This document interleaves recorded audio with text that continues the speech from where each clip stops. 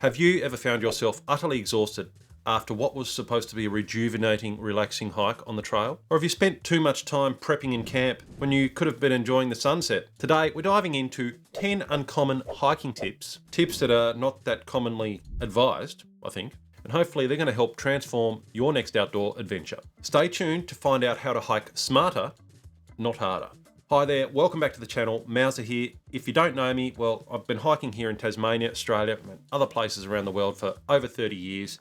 I'm a former hiking guide and I just love helping people start out on their hiking journey. Whether or not you're here to discover new trails or fine-tune your hiking habits, you are in the right place. And in today's video, we're going beyond the basics. Forget about the everyday usual advice you've heard 1,000 times before. Today, we're talking about some uncommon hiking tips that will hopefully help make your next hike your best one yet.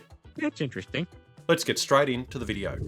So I call these a bunch of uncommon tips, unusual tips, secret tips, I don't know, but they're just little tips that I thought are useful on the trail. I sort of do them without realizing, but they do make a difference to each of the hikes that I go on. So let's dive straight in. Number one in this unusual hiking tips, uncommon tips video, number one is quick breathers. Keep the momentum going.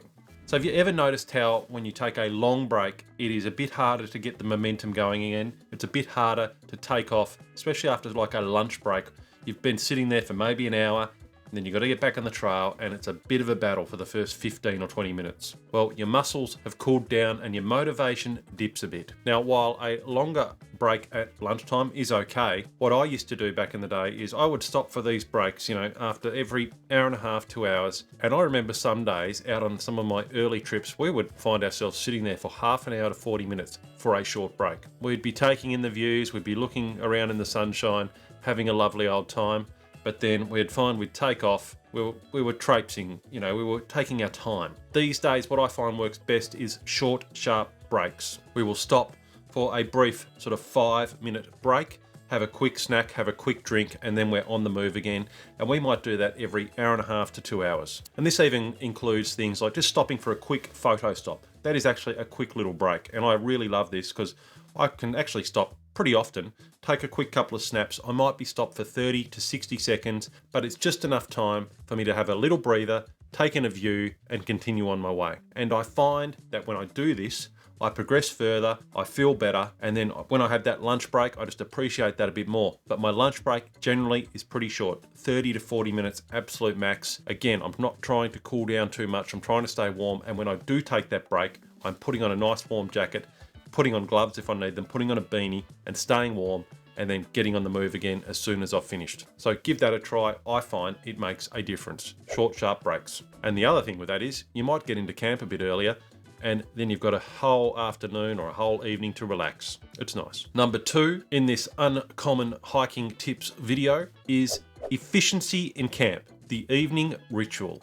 Now, setting up and packing up camp can be time consuming, but it does not have to eat into your relaxation time. My trick is pre-preparation. So what I do and what my buddies do when we're out hiking is each evening we will, while we're in our tent, just before we go to bed generally, we will be getting ready for the next day, doing things like organising our gear to pack the next morning, organising tomorrow's meals, making sure they are easy and ready to access, getting our gear packed into its little stuff sacks, things like that, so it is all ready to go and ready to pack first thing in the morning. And also, if we've got a bit of a relaxation afternoon in the middle of like a 10-day hike, then I'll often spend an hour just of my afternoon. I find it quite satisfying and relaxing to organise my gear, get it sorted, do some inventory. We do the taking of the inventory, 5 days into a 10-day hike. It is quite a nice thing to do.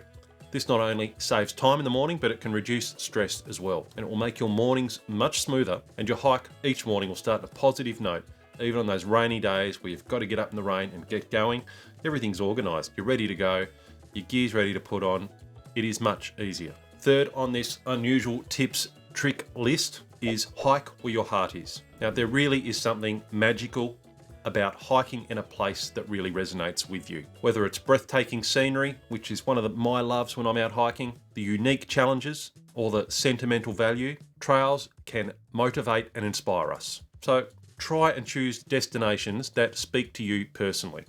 When you're in a place you love, the motivation will propel you forward, and it makes every step more meaningful. That is why I just love hiking in Tasmania. I love it. I do struggle to go to other places and hike. I do it occasionally, but this place, it just resonates with me. It is a magical place. I never get sick of going to some of the same places over and over again. And I often find myself, when I'm here at home, just thinking about those places a few hours away where I could be walking, thinking I would love to be back there. And I'm always making plans to get back out to those same places, even if I've been there before, even if I've been there 50 times. There are walks I've done over 50 times in this place, and I never get tired of them. Find those places that mean something to you. It could be a walk from your house that goes for an hour or two, but just being in those areas, it gets you inspired, it gets you motivated. Next tip on the tips trick list? No, that's silly. On the unusual, uncommon tip list is to master the walking workshop. Now, who says you need to stop and have a rest to have a snack or apply sunscreen or put your sunglasses on or put your hat on? One thing I love is I have mastered the art of doing simple tasks while I'm walking. Now, this is things like having a snack bar, putting on a bit of sunscreen. While I'm walking, I have these in pockets around my hip belt or on my shoulder strap where they've got easy access, and while I'm walking, on level ground of course, don't do this if you're climbing up the side of a cliff, I mean that would be a bit silly, but while I'm walking on nice level ground, I will often, every sort of half hour or so, whip out a little snack bar to have a snack on. I'll have my little tube of sunscreen that I can put on as I'm walking. I can pull out my phone and take a photo while I'm stopping for that quick break. I will often just have my beanie tucked into my jacket or into my shirt here so I can put that on while I'm walking. I don't need to stop and take my pack off and have a 5-minute break to do a simple task. This doesn't just improve your efficiency, it also helps you keep a steady pace throughout the day. But do remember, safety first. If the task does require your full attention and concentration, then do take one of those brief stops that I mentioned earlier.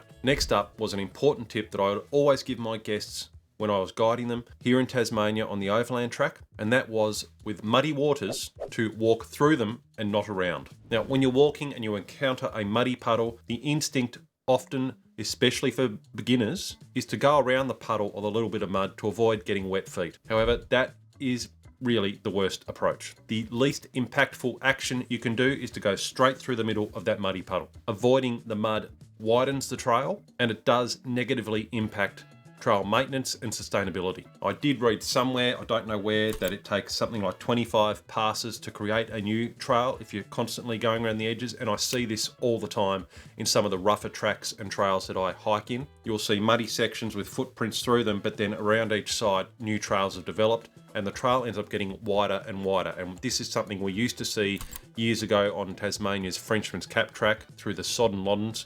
Tracks being diverted these days to avoid that, but that was something that was very common there. It's still very common today in other tracks I walk on. And often what you will find when you walk straight through the middle, it's actually not that bad, and it's quicker anyway. People dodging around bits of water will take longer. They're trying to not get their feet wet. Your feet are going to get wet anyway. Plow on through. If you've got gaiters and waterproof pants on, gaiters at least, generally you're pretty okay. Your feet might get damp anyway, but hey, you're hiking, you're out in the wilderness, plow on through.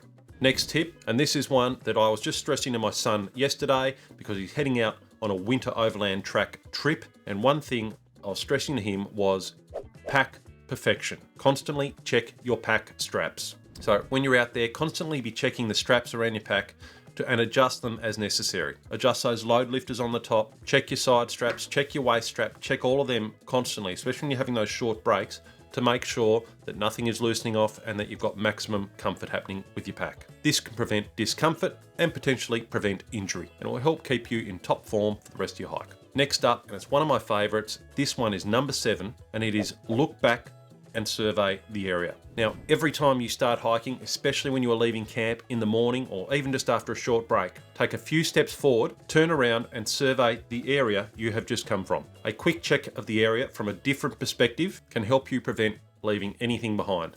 There is nothing worse than getting a few minutes or even a few hours from the campsite or from where you had a break and realizing where you have left something behind.